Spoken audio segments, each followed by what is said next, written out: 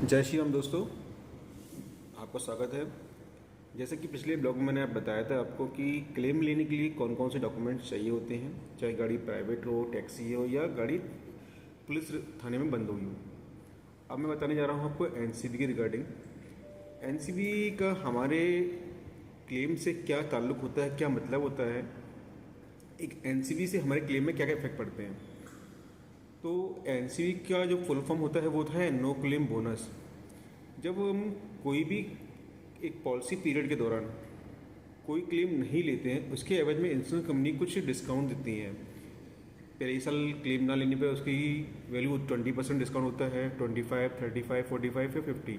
जो इसकी maximum value उसकी 50% डिस्काउंट की होती है। जैसा कि आप सभी जानते हैं कि आजकल का टाइम ऑनलाइन का हो गया है, डिजिटल का है। काफ़ी कस्टमर होते हैं वो अपनी पॉलिसी को ऑनलाइन रिन्यू कराते हैं। और पॉलिसी रिन्यू कराने के दौरान कुछ क्वेश्चन पूछे जाते हैं, जैसे कि आपने कोई क्लेम लिया है या नहीं लिया। कस्टमर डिस्काउंट्स पाने की खातिर उसमें झूठ लिख देते हैं कि हमने कोई क्लेम नहीं लिया है, बल्कि उन्होंने क्लेम लिया होता है। उसमें तो वो कस्टमर डिस्काउंट लेते हैं, सेटिस्फाई होता है कि हाँ मुझे भाई 20%, 35% या मुझे जो स्लैब बन रहा है उसका डिस्काउंट मुझे मिल गया है। बट दिक्कत तब आती है जब अपनी गाड़ी क्लेम के लिए वर्कशॉप लेके पहुंचते हैं और इंश्योरेंस कंपनी द्वारा उसकी एनसीवी को वेरीफाई किया जाता है। वेरिफिकेशन के दौरान मालूम पड़ता है कि गाड़ी की एनसीवी फेक थी।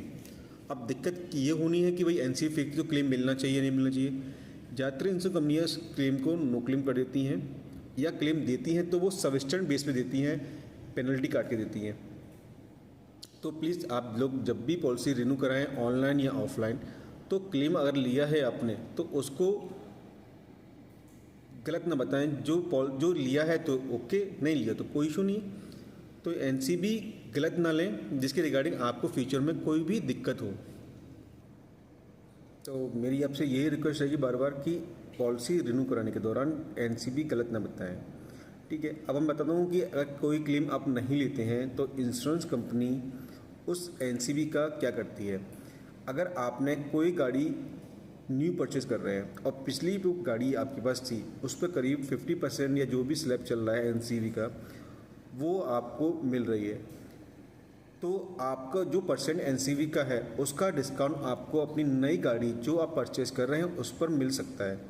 इंश्योरेंस कंपनी पर आप पिछली पॉलिसी की जो इंश्योरेंस कंपनी है उस पर आप रिक्वेस्ट सबमिट कीजिए अपनी एनसीवी सर्टिफिकेट के लिए। वो एनसीवी सर्टिफिकेट आपको देगी, उस एनसीवी सर्टिफिकेट के बेस पे आपको नई जो गाड़ी खरीद रहे हैं उसकी पॉलिसी में आपको डिस्काउंट मिल जाएगा।